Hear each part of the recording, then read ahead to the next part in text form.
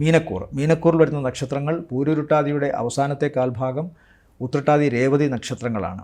ഇവരെ സംബന്ധിച്ചിടത്തോളം ജന്മത്തിൽ നിൽക്കുന്ന രാഹു, 7ൽ നിൽക്കുന്ന കേതു, 12ാം ഭാവത്തിലെ ശനി, അതുപോലെ തന്നെ 9ൽ ചൊവ്വ, അഷ്ടമത്തിൽ പോയി നിൽക്കുന്ന ശുക്രൻ, ഇതെല്ലാം തന്നെ പ്രതികൂലമായ ചില സാഹചര്യങ്ങൾ സമ്മാനിക്കുന്നുണ്ട്. അഷ്ടമത്തിലെ ശുക്രൻ മറ്റു ദോഷങ്ങൾ ഉണ്ടാക്കില്ല, സ്വന്തം ക്ഷേത്രത്തിലാണ് നിൽക്കുന്നത്. അതുകൊണ്ട് ദാമ്പത്യ സംബന്ധമായ കാര്യങ്ങളിലും വലിയ ദോഷം ഉണ്ടാക്കില്ല. പക്ഷേ ഉദരസംബന്ധമായോ അല്ലെങ്കിൽ മറ്റേതെങ്കിലും തരത്തിലുള്ള ആശങ്കകളോ തങ്ങളുടെ ആരോഗ്യ സംബന്ധമായ പ്രശ്നങ്ങളിൽ ഉണ്ടായേക്കാം. ഏതെങ്കിലും തരത്തിൽ അവരെ ഭീതി ഉണ്ടാക്കിയേക്കുന്ന ചില അവസരങ്ങൾ കാണുന്നുണ്ട്. അതുകൊണ്ട് പ്രത്യേകം ശ്രദ്ധിക്കുക.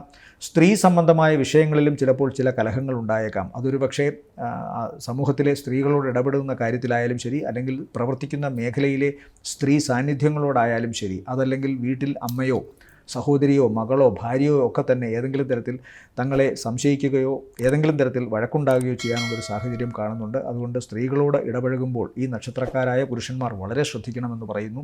മറ്റൊന്ന്, സാമ്പത്തികമായിട്ട് ഇവർക്ക് ഇപ്പോഴും വലിയ മങ്ങലൊന്നും ഏറ്റിട്ടില്ല.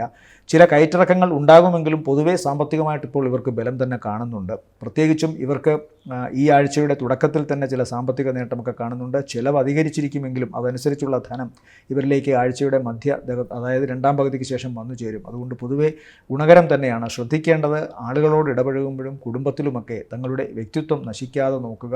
സംശയത്തിന് ഇട നൽകാത്ത തരത്തിൽ പ്രവർത്തിക്കാൻ നോക്കുക. ഇൻഫെക്ഷൻ ശരീരത്തിന് ബാധിക്കാൻ സാധ്യതയുണ്ട്. ത്വക്ക് സംബന്ധമായോ അലർജി സംബന്ധമായോ ഉള്ള അസുഖങ്ങൾ ഉണ്ടാകാം. അതുകൊണ്ട് പ്രത്യേകം ശ്രദ്ധിക്കുക.